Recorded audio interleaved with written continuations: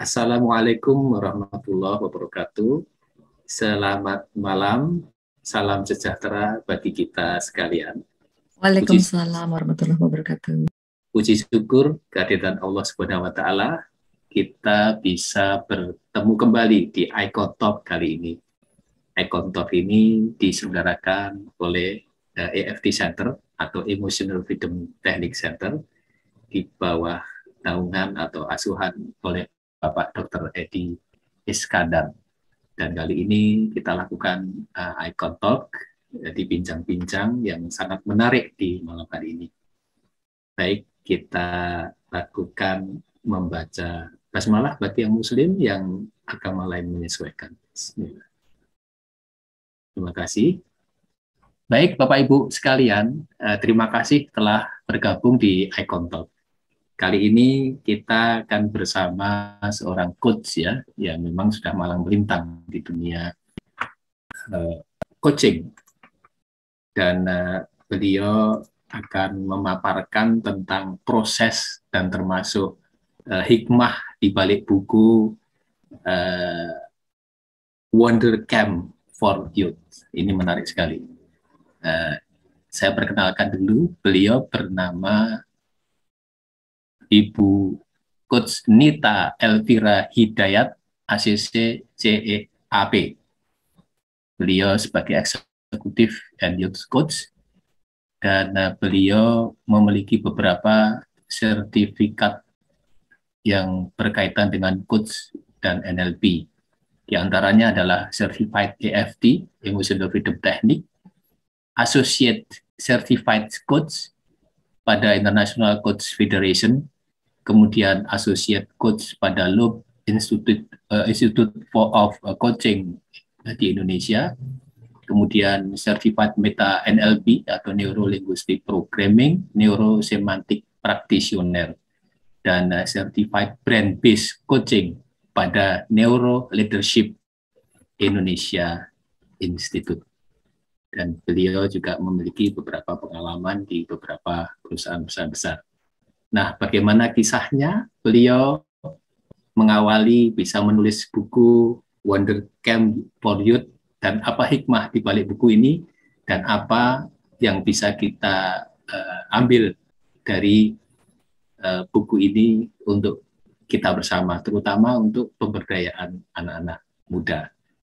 Baik, kami persilahkan Bu Coach Nita, ya, saya panggil Coach aja, Coach Nita, untuk membersamai kita 1 jam seperempat ya, menit ya. Baik, kami persilahkan, Coach. Ya, baik. Terima kasih Dr. Agus atas pembukaannya. Bapak, Ibu, Saudara-saudara semua, dimanapun Anda berada, saya ingin menyapa Assalamualaikum warahmatullahi wabarakatuh. Salam sejahtera untuk kita semua. Semoga kita semua berada dalam kondisi sehat walafiat. Apabila ada yang kekurangan, maka semoga diberikan segera kesembuhan dan kesehatan seperti sedia kala. Amin ya rabbal alamin. Berbahagia sekali malam ini kita dapat berkumpul di acara Icon Talks Senin 14 Februari 2022. Dalam kesempatan yang berbahagia ini, saya mendapatkan kesempatan untuk berbagi mengenai buku yang saya tulis berjudul Wonder Camp for Youth. Untuk itu saya mohon untuk share slide saya supaya kita dapat mengikuti poin-poinnya.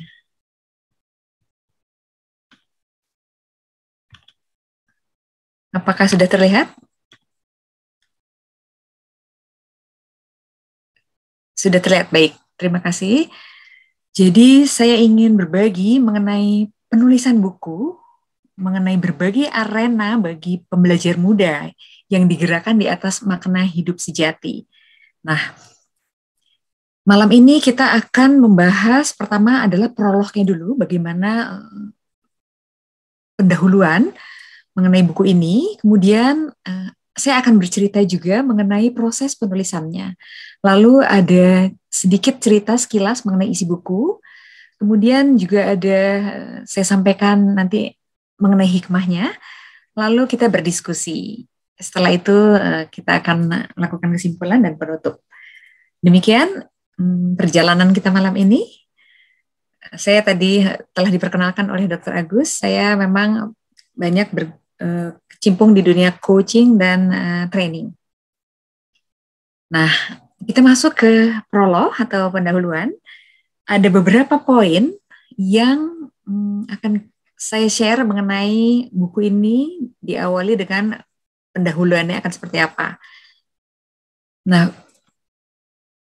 ada beberapa cerita yang saya terlibat di dalam beberapa program camp.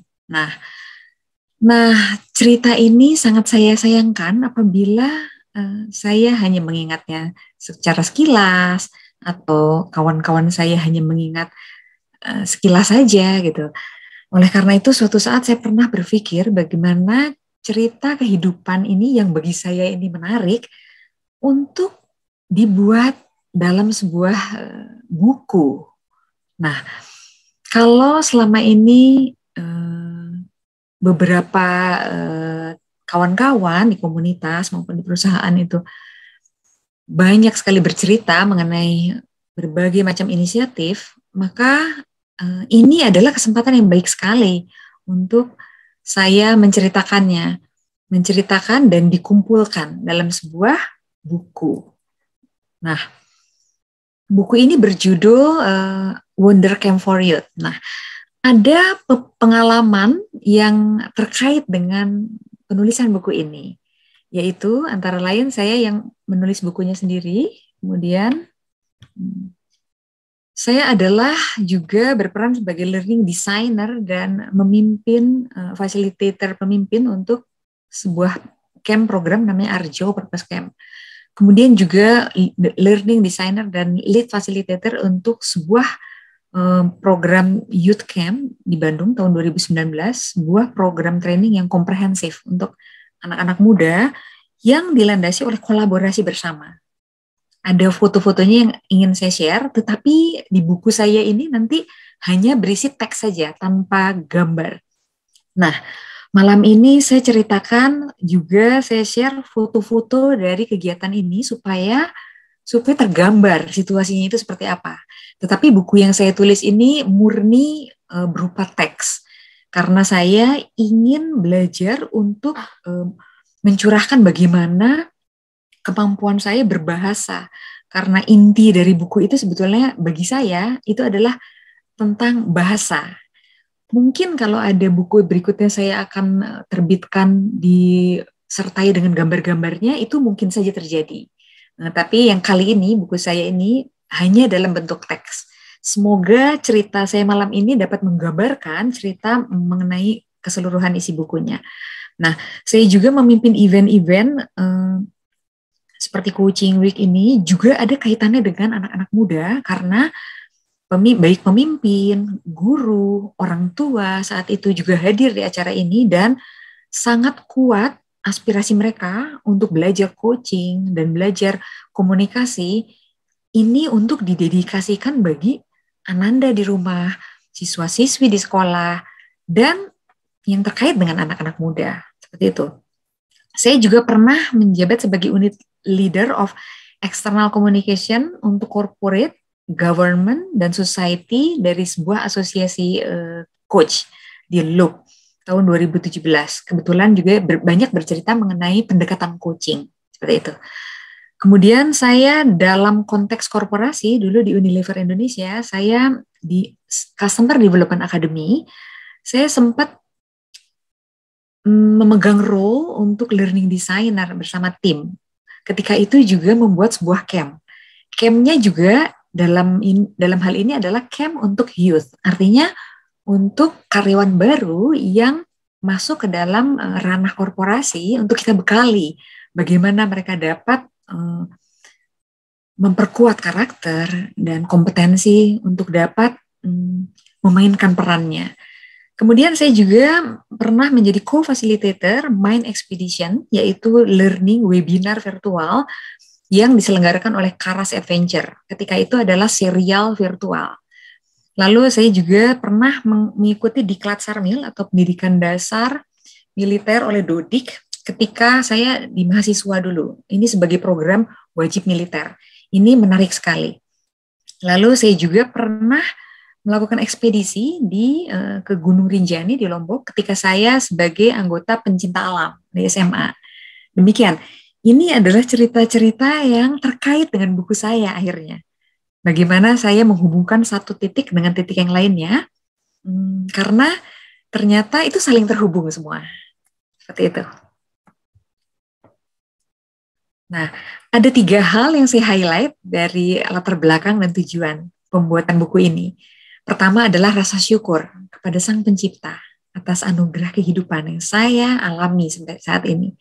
Kemudian ungkapan terima kasih kepada orang tua, guru, pemimpin, tokoh yang telah memberikan pembekalan kehidupan hingga saya dapat memerankan peran saya hari ini. Kemudian ada hasrat untuk mengumpulkan pengalaman kehidupan yang berserakan menjadi sebuah cerita. Nah, values yang ingin saya kembangkan atau nilai-nilai diri yang saya ingin kembangkan adalah sesuai dengan yang saya miliki. Core value saya, yaitu learning, integrity, dan contribution. Dari sisi learning, saya belajar memahami, merasakan, serta merefleksikan diri mengenai apa saja yang saya pelajari, saya tuangkan ke dalam buku ini. Kemudian membuat rencana, berproses, dan menuntaskannya. Lalu meyakini adanya suatu peningkatan menjadi diri yang lebih baik melalui menulis buku ini. Kemudian dari sisi penggalian potensi diri yang otentik, saya mengangkat nilai-nilai integrity. Artinya dalam konteks ini, definisi integritinya adalah menulis buku ini merupakan pilihan personal diri sendiri. Saya melakukan hal yang benar berdasarkan apa yang saya yakini. Kemudian menjadi diri sendiri sebagai keutuhan yang lengkap dengan menuliskan sebuah cerita kehidupan. Lalu ada kesadaran diri dan kepedulian di sana. Lalu dari sisi values contribution, saya ingin berbagi pengetahuan dan pengalaman secara terpadu nantinya. Nah, saya akan masuk ke dalam poin berikutnya, yaitu proses penulisannya. Proses penulisan buku ini didukung oleh suatu pemahaman cybernetic mechanism atau mekanisme cybernetik yang luar biasa dalam konteks ini. Saya mendapatkannya dari salah satu buku. Apa itu? Mekanisme cybernetik adalah fungsi penghubung diri kita ke tujuan-tujuan atau goals kita yang bekerja secara otomatis sebetulnya, terletak di dalam pikiran kita. Saya sangat terinspirasi dengan mekanisme ini.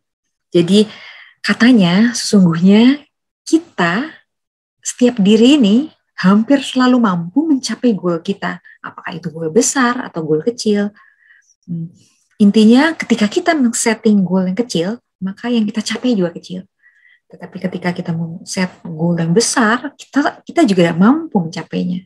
Seperti itu. Jadi, mengapa goal itu perlu jelas? Saya lebih paham lagi di sini bahwa goal kita perlu jelas. Bahkan katanya kalau goal kita sudah jelas, kita itu tidak perlu tahu bagaimana mencapainya. Itu saya baru tahu gitu. Karena katanya energi semesta akan bergerak dengan sendirinya. Nah, ini saya lihat terkait erat dengan EFT sebetulnya. Karena energi itu sesuatu yang cerdas sekali. Lalu, kita akan mulai bergerak tepat menuju goal kita. Dan goal kita pun akan bergerak menuju diri kita. Jadi pada waktu yang tepat dan di tempat yang tepat, kita dengan goal kita bertemu. Inilah esensi dari mekanisme cybernetik. Lalu ini benar adanya karena buku saya bercerita di beberapa poin bercerita tentang 17 Agustusan. Dan ketika itu ketemu momen yang pas. Saya rasanya ingin deh menerbitkan ini di 17 Agustus 2021. Dan itu memang tercapai secara kontennya. Walaupun ada beberapa kendala, tetapi itu secara kontennya tercapai. launching bersama kawan-kawan 17 Agustus, 17 orang penulis. Itu membahagiakan hati saya. Nah, apa yang mendorongnya? Yang mendorongnya adalah dari kompetensi pertanyaan penuh daya atau powerful question gitu. Buku ini pertama kali saya tuliskan dengan membuat pertanyaan sendiri dan menjawab pertanyaan sendiri. Prinsip-prinsip dari coaching. Pertama adalah apa yang ingin saya tuliskan sebetulnya. Saya jawab sendiri. Oh, tentang kehidupan saya. Lalu bagian yang mana? Dia bertanya lagi. Jadi kalau di dalam diri kita ada orang yang bertanya dan menjawab sendiri, itu yang disebut dengan self-coaching. Lalu bagian yang mana yang ingin tulis? Ya, bagian yang bermakna, profesi saya, kehidupan saya, dan network saya. Oke, seberapa penting menuliskan itu? Saya jawab lagi, sangat penting bagi saya. Question dan answer saya ajukan beberapa poin di sini. Dan yang menariknya, saya belajar neurosemantik, belajar juga coaching menggunakan meta question. Meta question ini adalah pertanyaan yang berlapis-lapis, bukan pertanyaan yang bersifatnya urutan, tetapi pertanyaan yang berlapis-lapis. Ini diterapkan dan saya merasa pertanyaan berlapis atau meta question berguna bagi setting goal saya di beberapa hal, seperti itu. Nah, sesungguhnya kita memiliki pemikiran, cara berpikir yang berlapis-lapis. Di dalamnya ada state atau lapisan-lapisan pikiran kita. Dan itu dapat digali dengan meta question. Nah, ada beberapa yang saya ajukan pada diri sendiri ketika itu. Pertama, saya tanya dan saya jawab sendiri. Pertanyaan dan jawaban itu adalah seperti ini. Dalam konteks meta question. Apa makna menulis buku ini bagi saya? Saya jawab, untuk melatih keterampilan menulis. Kemudian, apa makna melatih keterampilan menulis tersebut bagi diri saya? Saya jawab kembali. Dengan melatih keterampilan menulis, lalu saya akan mampu menjelaskan isi pikiran dan isi hati saya melalui tulisan tersebut. Lapisan berikutnya. Lalu apa makna kemampuan tersebut bagi diri Anda, bagi diri saya? Ketika saya mampu menjelaskan isi pikiran dan isi hati saya, lalu apa? Saya jawab kembali. Jadi nanti pembaca bisa terkoneksi, timbul kesadaran, dan mereka dapat menjadi pribadi yang lebih baik, dan seterusnya. Lalu, pertanyaan kembali. Lalu apa makna hal tersebut? Kalau pembaca sudah bisa terkoneksi, kalau mereka sudah bisa timbul kesadaran, dan menjadi pribadi yang lebih baik, apa makna bagi diri Anda, bagi diri saya? Maka saya menjawab, saya akan menjadi bahagia karena keberadaan dan peran saya melalui menulis buku ini. Pertanyaan kembali, lalu apa maknanya itu bagi Anda? Kalau sudah bahagia, lalu kenapa? Dengan keberadaan dan peran Anda melalui menulis buku ini, lalu apa maknanya bagi Anda atau bagi saya? Itu adalah misi hidup yang saya genggam. Saya ingin keberadaan saya ini membuat saya bahagia dan memberikan makna. Pertanyaan kembali, lalu apa artinya itu? Setelah menjalani misi hidup yang digenggam dan memberikan kebahagiaan, ini jawaban dari statement saya di awal, rasa syukur itu. Itu adalah rasa syukur yang mendalam kepada Sang Pencipta. Nah, ini kadang-kadang di dalam pertanyaan-pertanyaan coaching yang kalau saya langsung loncat ke rasa syukur, mengapa kamu melakukan sesuatu? Oh, rasa syukur. Rasa syukur itu sangat mudah dipahami. Tetapi dengan menggunakan meta question ini untuk berbagai macam goals akan membantu saya dalam mencapai apa tujuan yang tertinggi. Antara lain yang bisa mencapai ketujuan spiritual. Ini yang saya gunakan juga dalam penulisan buku ini. Saya lanjutkan kembali. Question dan answer saya jawab terus. Artinya saya memiliki kuasa untuk menulis pertanyaan saya sendiri dan menjawabnya sendiri. Tak terhitung pertanyaannya, tetapi itu cukup membantu saya dalam membuat sebuah inisiatif dan menjawabnya sendiri. Nah, yang paling penting dari menulis buku ataupun men-setting goal apapun adalah di pertanyaan di apa yang menjadi penting atau apa makna yang Anda ingin berikan atau saya ingin berikan. Seperti itu. Nah, berikutnya ke isi buku. Jadi buku saya ini judulnya adalah Wonder Camp for Youth. Camp itu ada artinya. Camp adalah arena belajar, arena refleksi diri, hingga kita menemukan kesadaran baru ataupun kesadaran lama yang diperkuat kembali, sehingga bisa mendapatkan sesuatu outcome dari sebuah camp. Tetapi di buku ini saya berikan dua macam arti. Camp juga berarti adalah collaboration, in action, and movement on purpose. Artinya kolaborasi dalam tindakan nyata dan pergerakan kemasyarakatan yang didasarkan oleh makna hidup sejati atau purpose yang didedikasikan untuk pembelajar muda.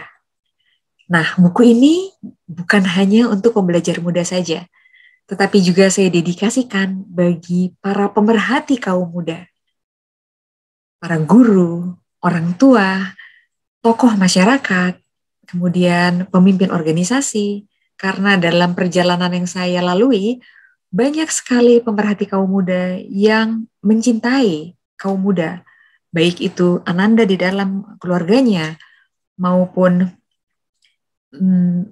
kaum muda lain di dalam organisasi, di dalam masyarakat dan lain-lain. Saya meyakini ini dan saya merasakannya. Oleh karena itu, ditujukan untuk pembelajar muda dan pemerhati kaum muda, buku ini menjadi lebih luas lagi maknanya. Target pembacanya akan luas. Ini isi dari bukunya. Buku ini secara isi intinya ada di nuansa hati. Nah, jadi ini peran waktu saya menulis buku ini, saya mendengarkan beberapa feedback. Nah, ada feedback dari milenial. Kalau bikin buku, kasih nama singkatannya. Jadi nama Ibu Nita Elvira, gitu kan?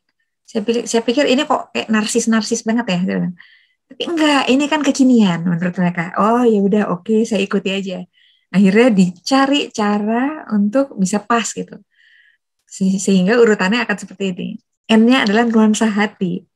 Di sana ada testimoni dari peserta camp yang saya selenggarakan dan kami selenggarakan, yang feedback dari mereka luar biasa, tidak diduga-duga. Jadi intinya adalah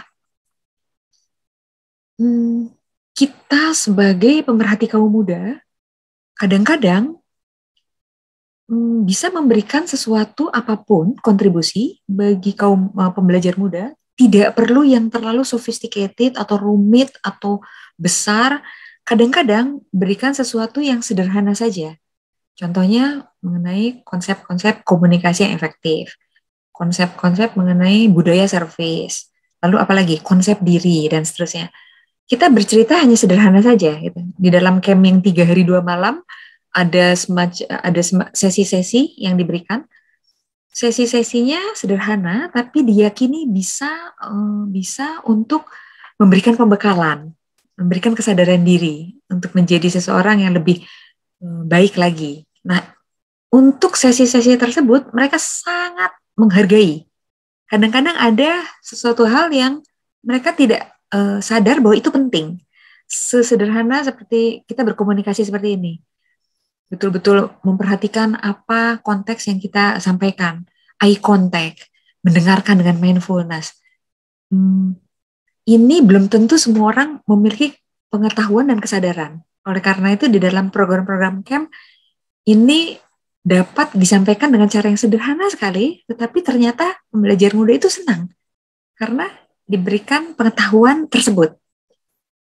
Lalu saat itu pernah saya membuat training public speaking dan petualangan diri. Artinya ketika itu saya bikin training 1 hari penuh, mulai dari jam 8 pagi sampai jam 5 sore.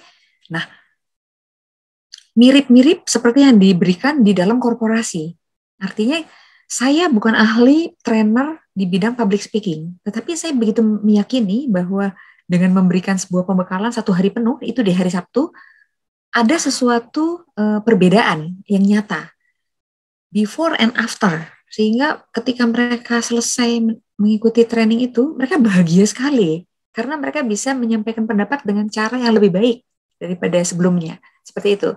Nah, ini di Nuansa Hati adalah testimoni dari berbagai macam camp yang diselenggarakan, yang tidak diduga-duga bahwa mereka begitu surprising terhadap apa yang diberikan. Kemudian arena itu adalah sebetulnya cerita mengenai di balik layar dari Nuansa Hati. Jadi agak lebih panjang lagi dan lebih banyak lagi, termasuk Kak Wimbo Harjito sebagai tokoh, kalau saya katakan adalah tokoh transformasi BUMN, ketika itu memberikan seminar mengenai parenting. Artinya pesan-pesannya betul-betul diberikan kepada orang tua. Di situ saya menyadari bahwa beliau penuh cinta kasih. Salah satunya adalah menceritakan bahwa kita sebagai orang tua tidak perlu mengharapkan anak-anak itu masuk ranking 10 besar. Karena cara belajar itu banyak sekali. Gitu. Ada cara belajar yang menyenangkan, ada cara belajar dari hobi, kemudian bidang-bidang juga banyak. Seperti contohnya atlet yang berprestasi, itu juga bisa dikatakan sebagai prestasi. Akhirnya membekali orang tua akan sebuah mindset. Beliau, Kak Wimbo Harjito, setahu saya, selama ini pernah menjabat sebagai direktur di PT Kereta Api Indonesia, sebagai transformernya juga di sana. Kemudian pernah menjadi direktur utama Pelni, kemudian direktur utama Angkasa Pura. Begitu legowo ketika memahami ananda dari beliau tidak berminat untuk menjadi seorang karyawan, tetapi berminat di bidang yang lain, menjalankan usaha sendiri, dan beliau bersikap legowo. Artinya itu saya sangat tersentuh, karena itu adalah sikap yang sangat tidak diduga-duga dan membuat Ananda itu bahagia, seperti itu. Ada juga tokoh pendidikan, Pramudianto, adalah seorang yang saat ini sedang memberikan pelatihan kepada guru-guru dan kepala sekolah, teacher as coach di bawah Kemendikbudristek, seperti itu. Dan menarik sekali fakta-fakta di sana, bahwa guru yang kita duga misalnya seorang pengajar dan pembelajar, belum tentu membaca buku dalam konteks misalnya 3 bulan itu sekian buku baru, itu belum tentu. Artinya itu perlu dihimbau kembali untuk banyak membaca buku-buku baru. Itu. Nah, ini adalah, sedangkan yang di sebelah kanan adalah entitas melalui titian ini adalah bagaimana saya memaknai semangat bermasyarakat pada lingkungan ketika saya kecil. Kemudian saya masuk anggota pramuka. Di pramuka itu juga ada semacam kegiatan-kegiatan menggalang dana ketika itu adalah untuk tujuan kemasyarakatan, seperti itu. Lalu masa remaja SMA dan kisah kasih di sekolah, artinya betapa guru kita itu mencintai kita. Kemudian betapa senior-senior itu juga mencintai juniornya. Malah ada perhimpunan pencinta alam yang waktu itu mereka membina pencinta alam, tetapi dalam masa yang lebih panjang lagi.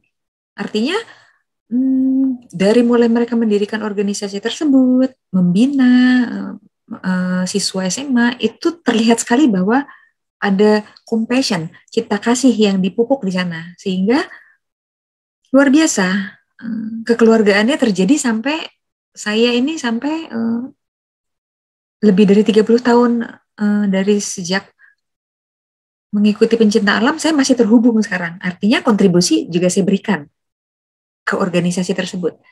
Lalu saya pernah visit pasca gempa di Lombok. Pasca gempa di Lombok juga memberikan saya pandangan yang berbeda. dengan ketika sebelum saya mengunjungi gempa secara langsung ke wilayahnya. Kalau selama sebelumnya di berbagai kejadian gempa itu saya selalu misalnya menyumbang dana berupa rupiah, saya rasa cukup untuk berkontribusi, maka ketika saya mengunjungi pasca gempa di Lombok, saya memahami situasi di lapangan yang sebenarnya, bahwa tidak cukup hanya dengan menggalang dana, tetapi perlu pergerakan. Makanya ketika saya ikut meeting yang dengan PIKTI adalah organisasi yang luar biasa sekali. Artinya ketika ada gempa dan lain-lain, maka ada volunteer yang banyak sekali berangkat untuk misalnya contohnya trauma healing, seperti itu. Ini adalah sesuatu yang menginspirasi bagi saya. Termasuk kita di komunitas EFT juga melakukan sesuatu, emotional freedom technique, malah bisa jarak jauh, itu luar biasa sekali bagi saya. Kemudian di bab berikutnya ada langkah diri mencari kompas. Bagaimana saya mencari kompas atau petunjuk jalan kehidupan, dan saya menemukannya melalui ruang-ruang pengembangan diri, melalui camp atau arena rekreasi sejati. Saya katakan di sini camp sebagai arena rekreasi sejati karena di camp inilah saya menemukan self distance dan self transcendensi. Artinya saya berhasil untuk mengambil jarak dengan diri saya sendiri supaya keluar dari diri saya sendiri, dan self transcendensi itu untuk terhubung ke sesuatu yang lebih besar lagi, ke alam spiritual dan lain-lain. Itu saya dapatkan di camp sebagai arena rekreasi yang sejati. Kemudian selain saya berhasil menemukan kompas atau value atau core value saya dan purpose saya juga menemukan bintang. Bintang adalah diri sejati saya. Ini yang membuat saya bahagia, yang ingin saya share melalui buku ini. Kemudian saya cerita mengenai values, purpose, dan goals, menjiwai nilai-nilai kehidupan atau values. Lalu ada tokoh 7 Habits di Indonesia, Tommy Sujarwadi, yaitu head dari Dunamis, yang memiliki lisensi 7 Habits di Indonesia. Saya sempat berada dalam learning festival, dan itu bicara tentang purpose. Kebetulan beliau adalah pembicaranya saat itu, dan saya adalah moderatornya. Ini menjadi sesuatu yang bermakna sekali bagi saya, sehingga saya perlu untuk menuliskannya, walaupun sederhana, di dalam buku ini. Kemudian ada seorang penyiar radio bernama Pak Arfan Pradiansyah. Beliau cerita tentang life purpose. Di situ juga, meskipun hanya singkat saja, tapi merupakan sesuatu yang bermakna bagi saya untuk saya tulis di sana. Lalu memaknai tujuan-tujuan atau goals. Di bagian yang terakhir saya cerita tentang peta memahami diri sendiri, berkelana di alam pikiran, memahami berbagai pendekatan pengembangan diri, mulai dari training, mentoring, counseling, coaching, dan consulting, dan perbedaan antara setiap pendekatan itu. Karena memahami perbedaan itu sangat penting dari sisi definisinya, sehingga kita dapat mengambil hal-hal yang penting kita ambil action. Kemudian saya cerita mengenai coaching untuk eksplorasi potensi diri hingga menemukan diri yang sejati. Lalu ada konsep dan tools psikologi positif mengenai tool untuk meningkatkan otonomi dan ketahanan diri. Demikian ini bukunya, isi bukunya. Secara singkatnya di awal saya cerita definisi youth itu apa. Ada saya ambil dari beberapa literatur dari Wikipedia, kemudian dari pemahaman PBB. Youth itu siapa? Gitu. Ada yang remaja, kemudian ada yang masuk kelompok dewasa muda. Artinya kalau saya lihat dari usianya, ini bisa masuk ke usia SMP dan SMA. Kemudian dewasa muda adalah yang kuliah dan yang sudah masuk masa kerja profesional muda, seperti itu. Di negara maju itu sudah sangat biasa, misalnya di komunitas remaja itu membicarakan mengenai kepentingan bangsa. Rasanya juga kita perlu untuk menciptakan forum-forum seperti ini.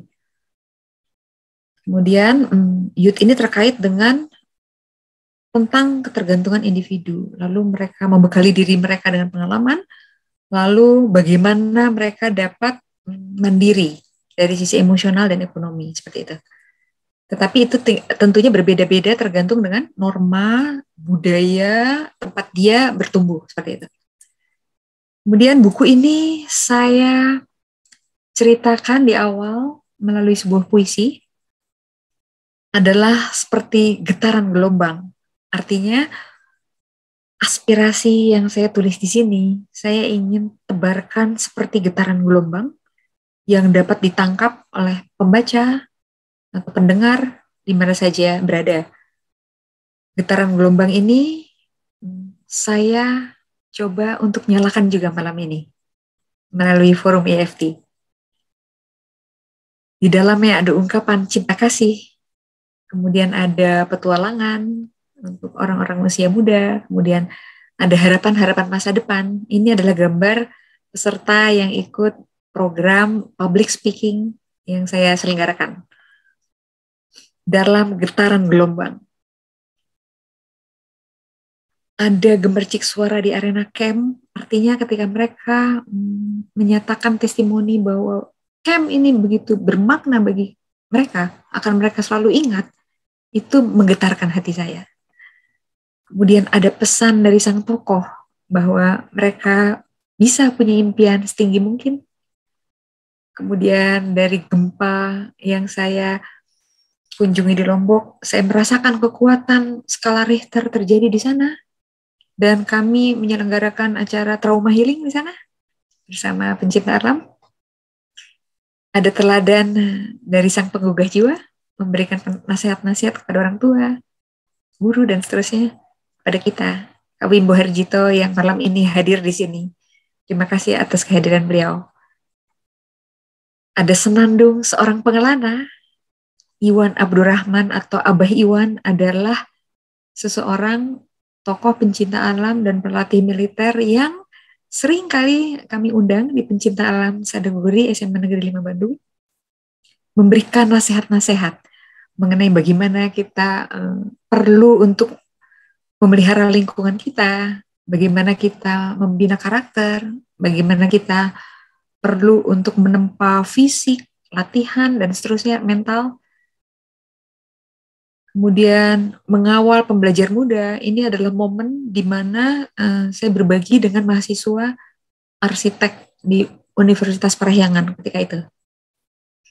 Ada yayasan yang mereka dirikan, tujuannya adalah untuk berkontribusi kepada masyarakat melalui peran arsitektur, peran arsitek. Setelah event ini saya hadir ikut untuk melihat bagaimana proses pendidikan dasar mereka dilakukan. Ketika itu, mahasiswa arsitek Universitas Parahyangan ada yang tergabung di Arjau namanya. Arjau adalah arsitektur hijau, pencinta alam untuk arsitektur. Saya pikir program apa yang dilaksanakan? Saya hadir sama-sama ke Pangalengan, kota Pangalengan. Ternyata teman-teman siswa pendidikan dasar arsitek ketika itu melakukan pemetaan kota. Ada memetakan bangunannya, pertaniannya, saluran air, saluran listrik, dan seterusnya. Mereka presentasikan setiap malam. Dan saya ada di salah satu malam di sana. Nah, pembekalan ini adalah pembekalan ketika mereka ada sebagai mahasiswa. Dan ketika mereka lulus, mereka terjun ke masyarakat, bergabung bersama di dalam organisasi mereka yang terkoneksi dengan tim lain yang punya keahlian dalam bidang sosiologi, finance, kesehatan, dan pemerintah daerah Kota Bandung. Saat ini mereka sedang membuat proyek rumah murah karena hasil dari kolaborasi ini. Kemudian menemukan diri yang sejati. Ini adalah camp yang saya selenggarakan untuk level SMA. Kemudian ingin mereka lebih mengenali diri mereka sendiri. Mereka saya undang ketika ada acara coach, setiap bulan itu ada yang acara rutin, komunitas coach, mereka kami undang untuk cerita apa yang telah dilakukan melalui program camp di Bandung. Lalu ini training-training yang saya selenggarakan ketika itu, supaya mereka bertumbuh dengan pesat, maka dilatih untuk public speaking untuk mereka. Bergerak dari ruhnya yang sejati. Mereka bicara dengan konteks apa yang benar-benar mereka kuasai dan sukai. Seperti itu. Supaya mereka meraih kemerdekaan jiwa. Memeluk impian dengan sukacita karena menemukan values-nya sendiri, menemukan purpose-nya sendiri. Ini adalah program di Bandung, program Purpose Camp. 2 hari 1 malam, tidak lain bicara selain diri sendiri. Testimoni yang diberikan luar biasa, saya juga tidak sangka, karena ternyata setiap diri ternyata memerlukan forum yang membahas diri mereka sendiri. Merasakan cahaya bintang di hatinya, artinya potensi diri mereka yang sejati keluar di sana dan mereka ceritakan, mereka gambarkan diri mereka dalam gambar-gambar. Melalui getaran gelombang ini, mereka bisa mengakses diri mereka sehingga menemukan sesuatu yang mereka tidak dapatkan di forum-forum lain. Seperti itu buku saya. Di bagian belakang ada tentang pesan-pesan juga dari tokoh, saya sampaikan juga di buku ini. Karena ini bagian dari pemerhati kaum muda, jadi Nadiem Makarim ini meyakini bahwa purpose seorang guru itu memang mengapa ia menjadi guru perlu dilihat dari purpose-nya. Purpose lebih penting dari kompetensi dan kapabilitas dan hal-hal lain. Karena guru yang memiliki purpose betul-betul untuk sebagai seorang guru supaya ia dapat memberikan yang terbaik bagi siswanya. Oleh karena itu, ia pasti mengasah dirinya, menempa dirinya untuk menjadi yang terbaik pula. Ini forum yang pernah saya selenggarakan di Bandung. Juga saya tidak sangka bahwa ada beberapa guru-guru yang hadir di sana yang sekembalinya dari sana mereka berharap banyak akan adanya forum-forum. Apakah itu bicara tentang pendidikan, kesehatan, karakter, dan lain-lain. Ini saya dokumentasikan event ini di YouTube channel Sadaguri Academy yang saya sampaikan, saya cantumkan QR code-nya. Sehingga di buku ini ada event ini yang lengkap sekali, per sesinya ada. Seperti itu. Jadi buku ini juga lengkap dengan akses ke YouTube channel yang saya selenggarakan. Antara lain adalah ini. Ini event yang saya selenggarakan sebagai pilot project ketika itu. Pilot project comprehensive youth program dengan tema Accelerating Self-Development Through Collaboration. Saya membuat value buat mereka, ada 5 value dan memang ketemu, sesuai sekali dengan kebutuhan mereka. Ini value yang saya buatkan untuk mereka setelah paham apa itu values. Ini testimoni yang betul-betul saya juga tidak duga-duga, ketika itu mereka berisik sekali cerita bahwa ini betapa penting buat mereka. Dan ini rasanya perlu untuk didokumentasikan. Nah, outcome seperti ini yang membahagiakan hati saya dan teman-teman. Gitu. Artinya, ada sebuah pengalaman yang mereka dapatkan yang akan mereka ingat dalam waktu yang panjang. Untuk itu, ada memang feedback dari salah seorang coach, kolega saya yang mengatakan bahwa ini sebetulnya bisa dijadikan sebagai model untuk pendidikan di Indonesia. Saya belum tahu caranya ketika itu dan rasanya dengan menuliskan di buku ini itu adalah salah satu cara terbaik yang dapat saya lakukan. Seperti itu, ini dialog-dialog yang terjadi di camp. Ini juga foto bersama ketika itu dan mereka sangat bersyukur dan berterima kasih pada para pemerhati kaum muda. Terakhir saya akan cerita mengenai hikmah. Hikmah dari penulisan buku ini banyak sekali. Antara lain saya pun mendapatkan kesadaran baru. Kata ternyata itu ada di buku saya. Antara lain, ternyata para alumni itu dapat menjalin hubungan yang kuat sekali dengan orang tua murid. Seperti itu ternyata terjadi.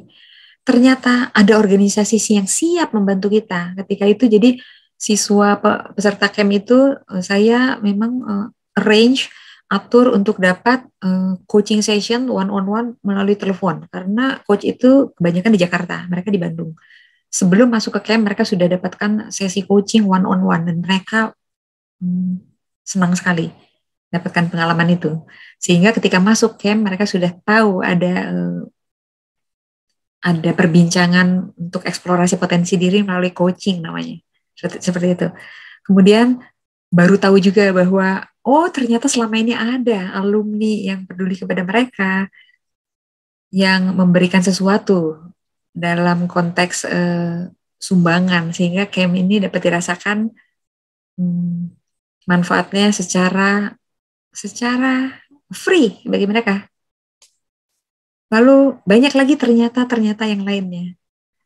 Ternyata ini juga muncul sebagai kesadaran karena kita melakukannya, kita memulainya.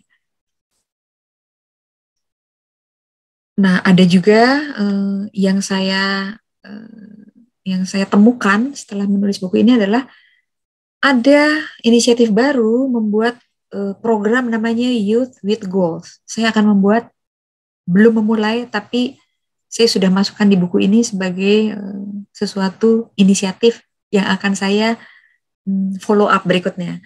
Artinya akan ada forum-forum seperti ini melalui online maupun melalui di onsite di camp nanti yang sudah mulai dibuatkan konsepnya seperti itu.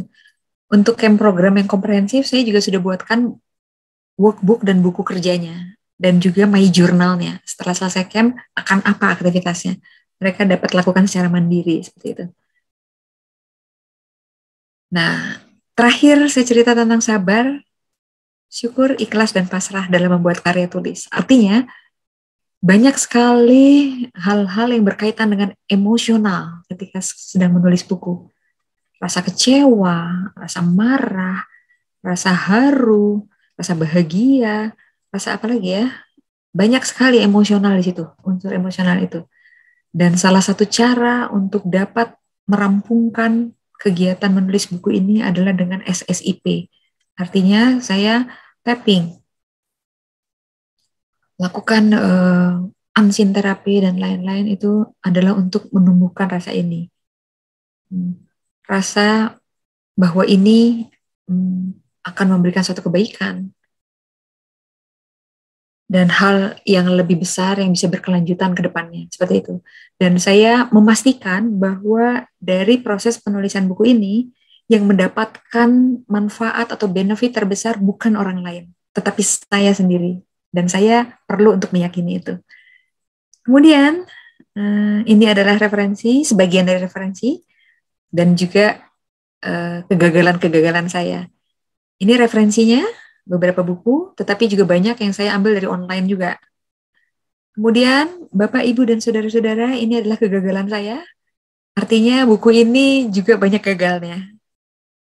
Tetapi akhirnya sudah rampung. Dan minggu ini saya menerima dari penerbit untuk hasil pencetakan 500 buku saya pertama. Saya dedikasikan sebagian itu tentunya untuk tokoh-tokoh yang saya ceritakan di sini. Dengan penuh cinta kasih. Akhir kata, ada quote dari saya, quote dari Albert Einstein. Menurut beliau, hanya ada dua cara untuk menjalani kehidupan. Yang pertama, bersikap seolah tidak ada satupun keajaiban di hidup ini, artinya kita perlu kerja keras. Kemudian cara yang kedua adalah membayangkan seolah segala sesuatu dalam hidup ini merupakan suatu keajaiban. Saya merasakan dalam program-program yang saya selenggarakan, ternyata banyak keajaiban. Oleh karena itu, saya sangat senang untuk memberi judul buku ini adalah Wonder Camp for Youth. saya meyakini akan ada keajaiban yang terjadi setelah penulisan buku ini dan membuat hati saya bahagia. Demikian dari saya. Silakan untuk berdiskusi. Saya kembalikan kepada Dr. Agus. Silakan, Dok. Luar biasa nih Coach Nita di perjalanannya. Ya, ini sangat menarik banget ya. Jadi hikmahnya banyak, luar biasa. Kita apresiasi. Ada 265 lebih lembar ya, mungkin sekitar itu ya, ke 300 kali ya. Kenapa, Dok? Totalnya berapa lembar? Oh ya, totalnya adalah 298 halaman, termasuk yang halaman kosong ya. Iya, luar biasa. Kita sudah ada Kak Wimbo Harjito di sini. Ada saya di dalam buku saya itu ada 20 halaman tentang pesan-pesan dari Kak Wimbo Harjito. 20 halaman itu saya dapatkan dari sesi seminar parenting yang beliau sampaikan dan durasinya itu hanya 20 menit. Dan saya tuliskan betul-betul persis apa yang beliau ucapkan. Ketika itu saya bawa alat perekam. Ini saya pikir luar biasa karena orang tua yang demikian bijaksana itu memang perlu saya cari kemana gitu kan. Memang saya temukan. Itu. Silakan Dr. Agus untuk memandu berikutnya. Baik, terima kasih Coach. Ini tadi disebut ada Kak Wimbo ya, Kak Wimbo. Silakan Kak Wimbo untuk bisa kasih tambahan ya, karena durasi kita masih jam 9.15. Tadi kita ada tanya. Baik, barangkali akan saya pandu dengan pertanyaan. Oh silakan ya. Saya rasanya apa ya?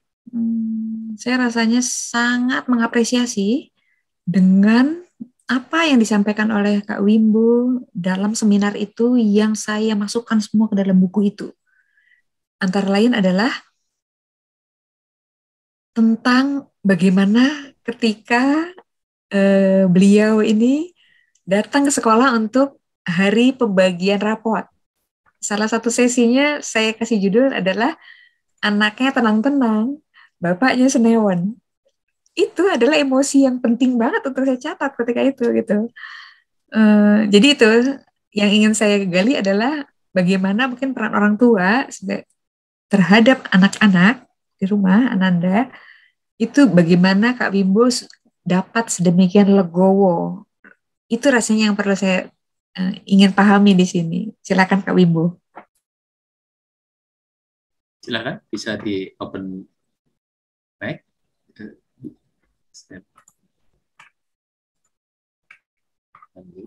Enggak bisa. Oh, masih di mute? Terima kasih. Baik, silakan. Terima kasih Pak Agus, terima kasih Kak Nita. Saya biasa-biasa aja. Hanya kalau Kak Nita tadi cerita goal, ini cerita goal tentang bagaimana membesarkan anak kita. Nah, membesarkan itu akan mudah kalau bapaknya kecil. Jadi bapak saya itu guru SD, maka saya menjadi guru SMP itu mudah. Saat bapak saya guru SMP, saya jadi guru SMA mudah. Nah, yang tidak mudah itu jika anak dalam bayang-bayang orang tua. Waktu kecil dia pernah tanya, Bapak itu jabatannya apa toh? Suatu saat saya angkat saya GM, kalau gitu saya ingin jadi direktur. Ketika saya direktur, dia bilang saya ingin jadi komisaris. Atas saya direktur itu komisaris. Kemudian ketika dia sudah mulai bisa berpikir, dia bilang bahwa dia pengen jadi bapak aja, kayak bapak aja. Nah, ketika dia bilang seperti saya, nah ini sulit karena kan tadi hidup tuh kan ada miracle-nya. Nah, miracle-nya masing-masing orang kan beda. Oleh karena itu kita harus membuat dia tidak hidup dalam bayang-bayang ayahnya. Nah, apa yang bisa menjadikan bukan bayang-bayang itu Ya kita coba cari. Ketika dia belajar sepatu roda, ya udah tekunin aja. Misalnya itu sepatu roda. Nah, dari sepatu roda, dia modalnya itu tekun. Dengan tekun, maka dia meraih sedikit demi sedikit. Karena temannya itu juara, dia belum juara. Dengan ketekunan dan Miracle tadi, ketemu pelatih yang bagus. Akhirnya tahap demi tahap, medali itu diraih. Adiknya juara di kelas. Kakaknya enggak. Nah, di situ ada konsep rezeki. Apa itu? Ketika adiknya juara di sekolah, kakaknya dapat bagian.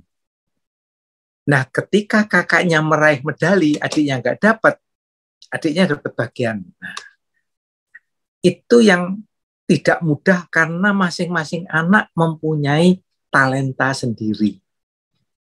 Berjalan sekitar 8 tahun perjuangannya itu, akhirnya di 2004 dia berhasil meraih medali emas di PON Palembang dengan usia 16 waktu itu. Nah, itu kelegaan saya tersendiri bahwa dia sudah tidak lagi bayang-bayang dari ayahnya. Dia bisa mencari sendiri. Nah, itu memang kita usaha meyakini kalau Kak Nita tadi ternyata ada Miracle. Jadi itu tujuannya adalah membesarkan anak, tapi tidak seperti bapaknya. Sesuai dengan rezekinya, jalurnya, talentanya, dan Miracle-nya dia. Demikian Kak Nita, Pak Agus. Terima kasih. Mohon maaf kalau saya. Pak Wimbo. Terima kasih banyak Kak Wimbo untuk ceritanya. Ya, ceritanya. Baik, ini ada beberapa pertanyaan ya di Bu Delviani.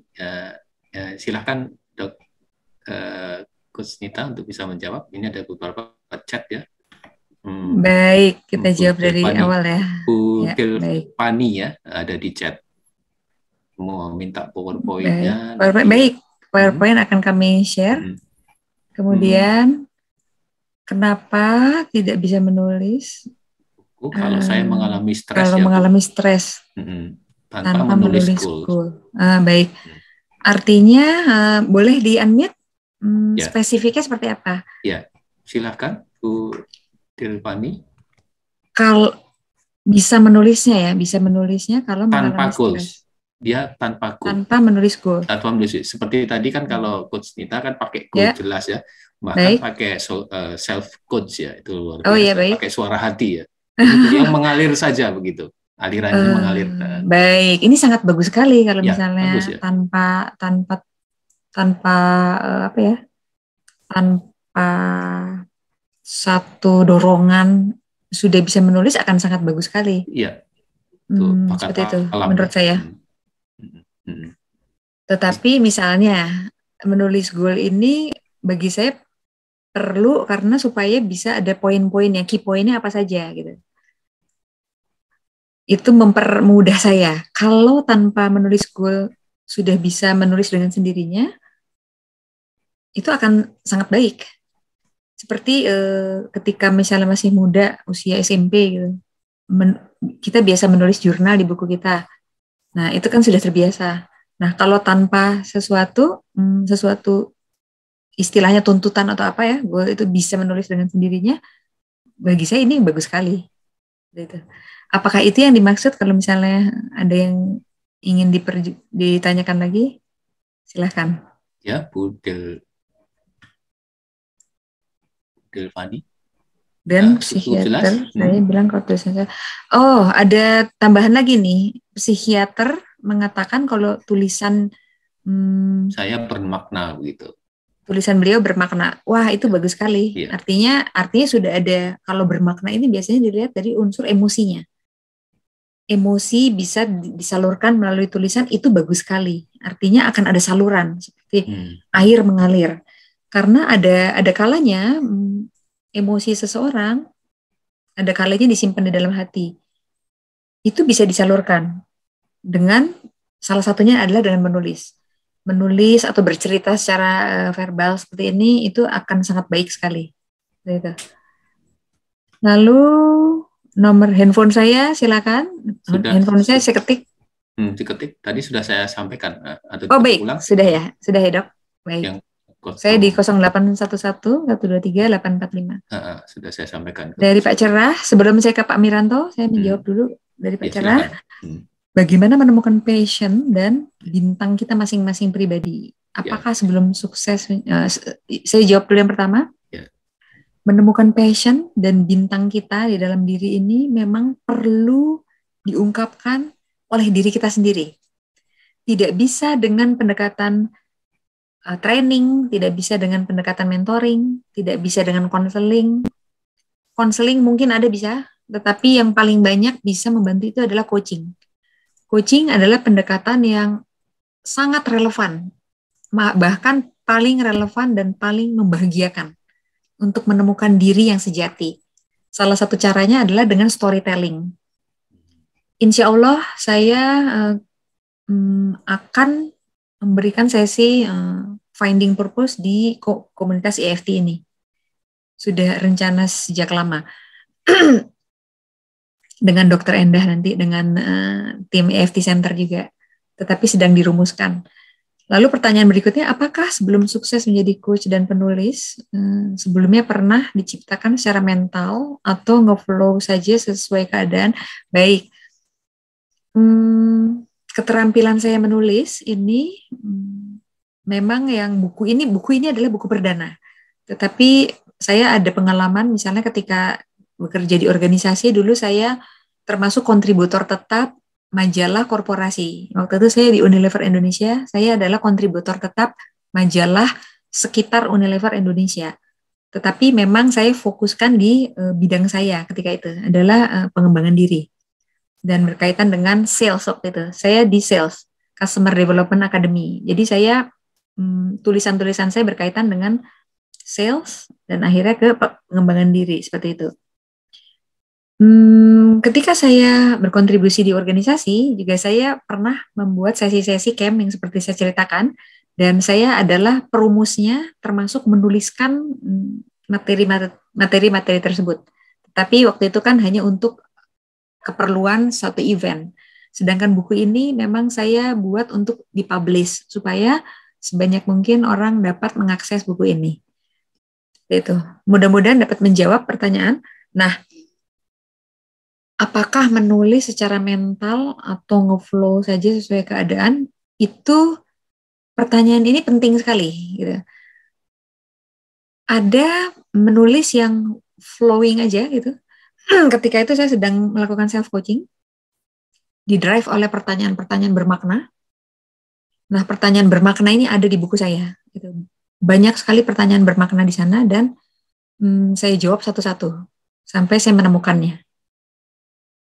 Dan selain menjawab pertanyaan powerful question tadi, juga yang paling penting adalah kita bercerita, kita banyak-banyak bercerita kepada kawan, misalnya kepada keluarga dan lain-lain, supaya apa? Supaya mendapatkan feedback dari mereka, kita itu seperti apa.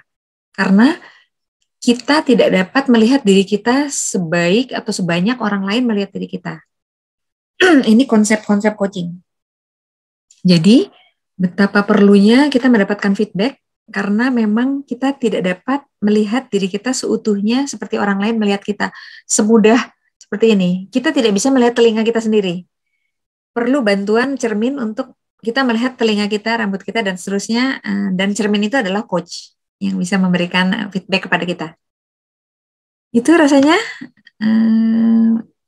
bagaimana cara menjawab pertanyaan itu, siapa aku, itu menjawab pertanyaan Pak Oti, siapakah aku, itu bisa dijawab di pertanyaan pertama adalah mengenai core values atau nilai-nilai yang paling inti diri kita. Itu juga lagi-lagi melalui forum storytelling. Sampai misalnya saya cerita, ketika saya cerita, misalnya Dr. Agus ngedengarkan saya cerita kan, nah Dokter Agus akan ngedengarkan saya mengatakan sesuatu kata kunci yang diulang-ulang terus. Di situ artinya saya memiliki value yang kuat sekali di situ. Contohnya ketika menyelenggarakan satu camp, perhatikan anak muda dan seterusnya, di situ sudah terlihat saya itu seperti apa. Malah saya ketika saya cerita saya nggak sadar bahwa saya seperti itu. Dan ini saya mengalami sendiri. Saya di korporasi ini memfasilitasi discovering purpose, workshop menemukan diri yang sejati. Nah, malah saya sendiri sebagai facilitator lebih mengenal diri saya ketika peserta itu memberikan feedback kepada saya. Walaupun facilitator itu kita juga bercerita untuk memberikan contohnya. Contohnya flow ceritanya seperti ini. Saya berikan poin-poinnya, poin-poin kuncinya. Dan mereka memberikan feedback semua. Dari feedback itulah, dari sekian banyak workshop yang saya selenggarakan, artinya banyak catatan-catatan di post-it ini catatan yang seperti ini, saya mendapatkan banyak sekali feedback dari orang lain. Akhirnya purpose statement saya pun dibantu oleh feedback dari orang lain. Seperti itu. Semoga bisa menjawab. Kalau membutuhkan, silakan kontak handphone saya insya Allah akan saya fasilitasi, karena itu memang purpose saya juga, untuk membantu setiap orang menemukan core values dan purpose-nya setiap orang. Silakan, mudah-mudahan itu bisa menjawab. Bisa ke Pak Miranto berikutnya, Pak. Silakan, Pak. Silakan, Pak Miranto. Bisa dibuka.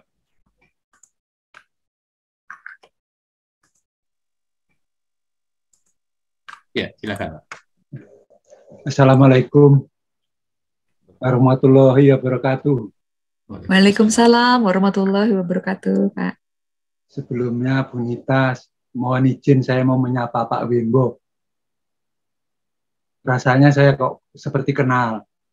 Selain beliau itu sebagai profesional yang sukses di berbagai bidang, ternyata beliau juga bukan hebat sebagai profesional saja, tapi hebat sebagai orang tua.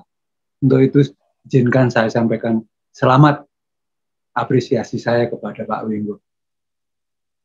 Bisa membebaskan anak dari bayang-bayang orang tua. Menurut pengalaman saya memang itu yang berat, karena biasanya orang tua itu sejak kecil menunjukkan juara di sekolah, juara di sini. Itu sudah mulai beban, menunjukkan kehebatan-kehebatannya sehingga anaknya menjadi tertekan. Nah, Pak Wimbo rupanya berhasil membebaskan, memerdekakan putranya untuk memilih apa yang diinginkan. Selamat sekali lagi. Itu apresiasi saya. Pertanyaan saya kepada Bu Nita. Kalau kita menulis ya Bu Nita, bagaimana strateginya? Apakah dibuat daftar isinya dulu, kerangkanya dulu, ya, baru ditulis, atau kita nulis saja langsung? Barangkali mana kira-kira yang Bu Nita ambil sebagai strategi untuk menulis buku ini? Mungkin saya bisa menyontoh supaya akhirnya bisa flow juga walaupun ada daftar isinya. Karena pengalaman kalau kita membuat daftar isi, saya pribadi mencoba gitu, ternyata setelah dibuat ada rasanya pengetahuan yang kurang, baca dulu. Mau nulis lagi ada pengetahuan yang kurang, baca dulu. Sehingga nggak jadi-jadi. Mohon pengalaman Bu Nita untuk di-share. Terima kasih. Assalamualaikum warahmatullahi wabarakatuh. Waalaikumsalam warahmatullahi wabarakatuh. Pengalaman saya, Pak Miranto, adalah memang membuat daftar isi dulu supaya kelihatan frame-nya dulu. Tetapi daftar isi juga judulnya belum tentu fix seperti itu. Judulnya dari bab itu juga berubah-ubah terus saya. Tetapi paling tidak sudah ketahuan, misalnya gini. Salah satu yang saya pahami adalah masyarakat itu, apakah benar atau enggak, saya ini hanya melihat dari survei yang saya dengar gitu. Kebanyakan masyarakat kita itu tidak suka nasihati dan tidak suka diajari. Oleh karena itu situs-situs pembelajaran itu sepi pengunjung kalau saya lihat. Hanya peminatnya sedikit sekali. Tetapi situs-situs entertainment itu luar biasa gitu, berkembangnya luar biasa. Nah, mereka itu tidak suka diajari dan dinasihati. Mereka suka cerita-cerita. Akhirnya, oh saya paham ini, jadi bagian buku saya di depan, setengah di depan itu adalah semuanya cerita. Tetapi ceritanya memang fakta, dan ceritanya yang menyenangkan, mengharukan, dan seterusnya. Namun memang intinya adalah cerita. Kemudian masuk yang konsep, definisi, dan lain-lain tentang pengembangan diri, dan lain-lain, itu ada di setengah belakangnya. Artinya perlu dulu memahami, oh pembaca itu seperti itu. Tidak suka yang terlalu serius-serius dulu. Yang serius ada memang, tapi di belakang. Jadi yang di depan malah saya buka buku itu dengan keponakan saya yang menangis seperti itu. Menangis karena nggak boleh saya pulang. Kenapa? Karena saya baru bikin acara camp sederhana di rumahnya mereka. Permainan semuanya, ternyata anak-anak itu memang merindukan main. Seperti itu. Jadi didramatisasi oleh saya. Drama lagi, dan seterusnya. Memang yang serius itu saya simpan di belakang. Jadi ya demikian. Kemudian kalau ditanya menulis dulu atau struktur dulu atau seperti apa, maka itu dua-duanya bisa dilakukan. Artinya menulis dulu. Karena ketika menulis, ide-ide itu akan datang betul-betul tidak kita duga dan tidak terkira gitu, datang ide itu terus karena ternyata saling terkoneksi satu dengan yang lainnya gitu. Dan saran saya, apakah ini bisa diambil atau tidak, silakan dicoba saja. Jadi saya punya buku tulis. Buku tulis itu isinya sekitar kosong, sekitar 200 halaman. Buku itulah yang saya bayangkan itu sebagai bukunya sudah jadinya. Artinya di depannya saya tulis judul, kemudian satu demi satu lembar itu saya isi di dalamnya subjudulnya kira-kira segini, lalu saya kasih kayak post-it. Artinya saya bayangkan buku itu sudah jadi. Seperti itu. Jadi ketika saya mau masuk yang mana, bisa masuk ke salah satu yang saya sudah siapkan bab-babnya. Seperti itu. Artinya, oh ya, saya juga ikut pelatihan menulis buku. Pertama adalah dari program di Amerika. Sampai dikasih tips-tips untuk bestseller dan seterusnya. Tetapi saya ikut juga yang di lokal, training yang lokalnya. Supaya apa? Supaya ada guidance atau mentoring atau apa ya, pendampingan sampai buku itu betul-betul terbit. Pendaftaran di Perpusna seperti apa, dapat nomor ISBN-nya gitu. Kemudian terus sampai yang hal-hal yang kecil sampai kita memilih penerbit seperti itu Pak. Jadi tidak setengah dan kita bisa demotivasi kalau nggak sampai tuntas. Tapi kalau sampai tuntas dan ada yang mendampingi itu akan memotivasi. Seperti itu Pak. Mudah-mudahan bisa menjawab. Terima kasih Pak Miranto. Terima kasih Bunita. Baik. Terima kasih. Silakan Pak ya. Oti tadi ada Pak Oti raise hand juga ya. Ya. Baik, silakan Pak Oti. Durasi kita ini ya, mundur sebentar. Silakan Pak Oti. Ada kesulitan Pak Oti? Oh, tidak bisa. Oh, baik. Apakah yang di pertanyaan ini sudah terjawab, Pak? Mengenai halo. Siapakah aku? Baik, Assalamualaikum. Oh, baik. Bisa. Silakan Pak Oti. Waalaikumsalam warahmatullahi wabarakatuh. Nyambung pertanyaan tadi saya, itu ya. Jadi kalau pertanyaannya siapa aku, gitu. Saya kira kalau orang yang menurut saya untuk bisa menjawab tahu siapa aku ini, orang itu itulah itu apakah itu yang disebut dengan jati diri yang sesungguhnya, itu satu. Kedua, kalaulah dicontohkan, saya sendiri belum tahu Bu siapa aku ini, gitu. Apalagi pertanyaan berikutnya mau kemana aku ini, gitu. Dan tentunya dengan bagaimana caranya untuk mencapai mau kemana arah itu, tadi purpose-nya umpamanya itu, Nah, ini yang barangkali di sampai usia seperti ini kan kita jadikan evaluasi kan begitu. Nah, kalau evaluasi berarti bisa kita melihat parameternya. Mohon maaf, contohnya untuk Ibu Nita, apakah Ibu sendiri sudah bisa melihat, menjawab siapa aku? Nah, kalau umpamanya kata Ibu sudah atau belum, untuk informasi ke saya bisa melihatnya parameternya apa, Bu? Ya, baik. Nah, ini yang barangkali jadi ukuran kita, bisa bahwa kita bisa mengukur diri sendiri juga dari parameter itu kan, itu proses pembelajarannya kan seperti begitu barangkali menurut pemikiran saya.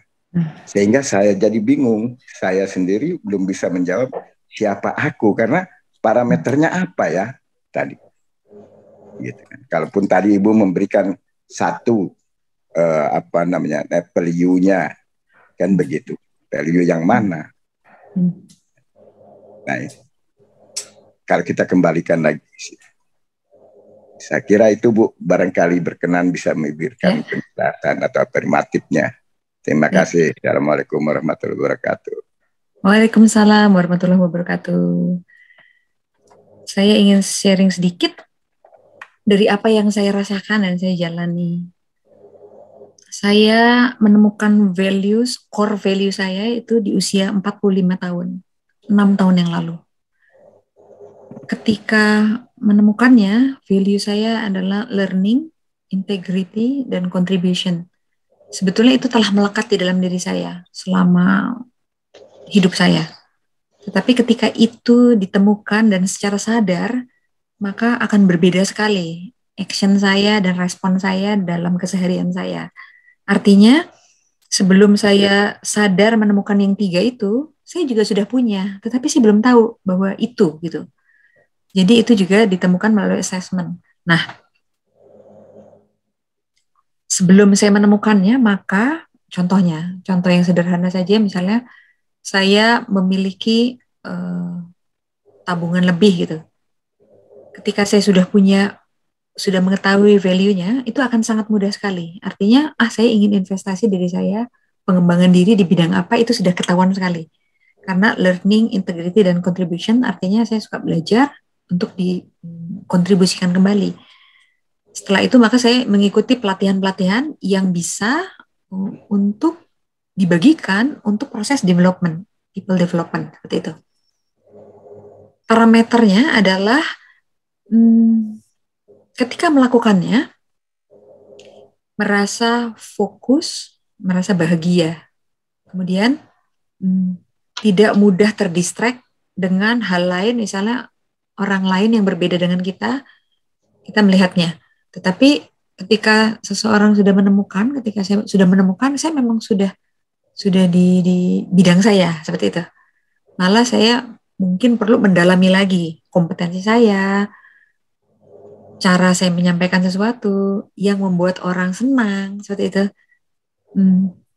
Sehingga apa yang saya sampaikan, pesan-pesan yang saya sampaikan dapat diberikan pertama dengan 3 yang saya pahami.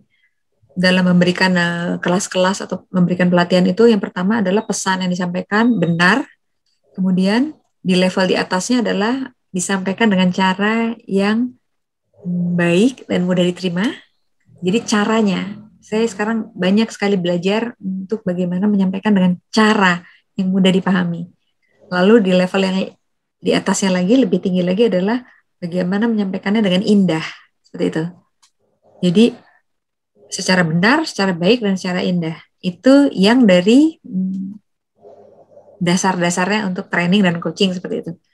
Nah, parameternya adalah saya justru menemukannya ketika menulis buku ini. Kalau untuk seorang coach atau trainer itu sudah banyak sekali gitu. Di Indonesia ini sudah banyak sekali, maka saya mencari lagi sesuatu yang saya bisa stand out from crowd gitu. Artinya ada pembeda saya dengan yang lainnya. Itu saya temukan memang ketika saya menyelenggarakan berbagai macam program camp. Artinya saya yakin sekali, mungkin di sini gitu, di pembelajar muda, saya sebagai pemerhati kaum muda, lebih kuat saya sebagai menemukan kekuatan saya dan apa yang menjadi bidang yang saya sukai, senangi. Nah, parameter ini juga betul sekali Pak Oti, penting sekali. Karena ketika kita fokus dengan yang bidang kita dan kekuatan terbesar kita, maka kita tidak mudah terdistract, termasuk hal-hal yang menantang seperti itu. Ketika misalnya pandemik itu terjadi, maka apa saja dipelajari untuk bisa memberikan ini pesan-pesan yang ingin saya sampaikan kepada anak-anak muda seperti itu. Artinya tidak merasa berat karena kita sudah yakin itu bidang kita dan kesenangan kita seperti itu. Salah satu parameternya adalah itu, tidak mudah terdistract dan kita mampu menjalaninya dengan bahagia dan nggak pernah ngerasa lelah seperti itu. Mudah-mudahan ini bisa menjawab pertanyaan Pak Oti. Baik, Bu Nita, apa kaitannya atau hubungannya dengan jiwa besar ya? Berjiwa besar. Ya, baik. Jiwa besar. Jiwa besar adalah menerima sesuatu dengan legowo gitu. Tapi juga jangan lupa misalnya kita tetap mencari. Saya tetap mencari sampai saat ini. Apakah ini sudah yang terkuatnya diri saya seperti itu. Sehingga proses belajarnya berjalan terus seperti itu. Barangkali ada yang lain ingin menambahkan, silakan. Apakah itu bisa dijadikan parameter bahwa untuk salah satu bisa memahami siapa aku itu, salah satu parameternya berjiwa besar kan? Apakah berjiwa begitu? Besar Sehingga dijawab gitu. Itu bisa Pak, itu bisa. Baik. Berjiwa besar juga adalah salah satu values.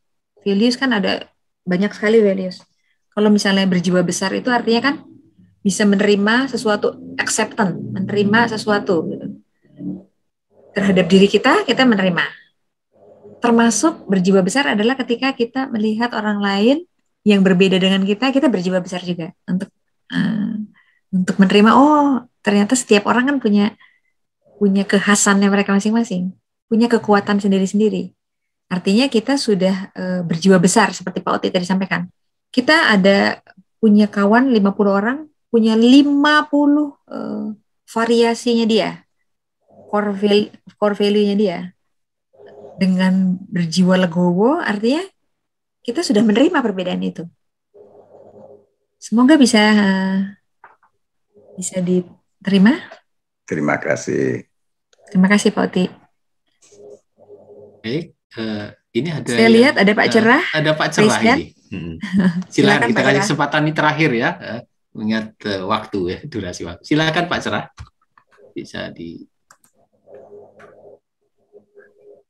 kesulitan. Terima kasih Dr. Agus dan Coach Nita. Ya.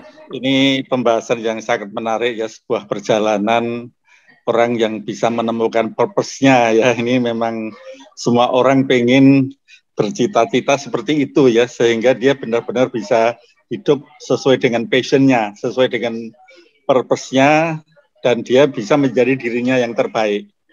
Nah maksud saya bagaimana ya supaya bisa cara yang paling efektif, paling cepat menemukan potensi diri, passion, seperti Bu Nita itu aja lah. Matur nuwun Bu. Baik, terima kasih Pak Cerah. Saya ingin sharing sedikit. Walaupun ceritanya agak panjang, tapi saya rasa ini penting sekali. Terima kasih Pak Cerah. Jadi di tahun 2017, saya waktu itu masih di Unilever Indonesia. Di Unilever Indonesia itu ketika itu membuat suatu program mandatory, artinya wajib. Setiap staf Unilever di seluruh dunia, di 190 negara, itu wajib mengikuti workshop namanya adalah Discovering Purpose. Setiap diri menemukan purpose dirinya sendiri. Kemudian akan dikaitkan nanti ke purpose perusahaannya.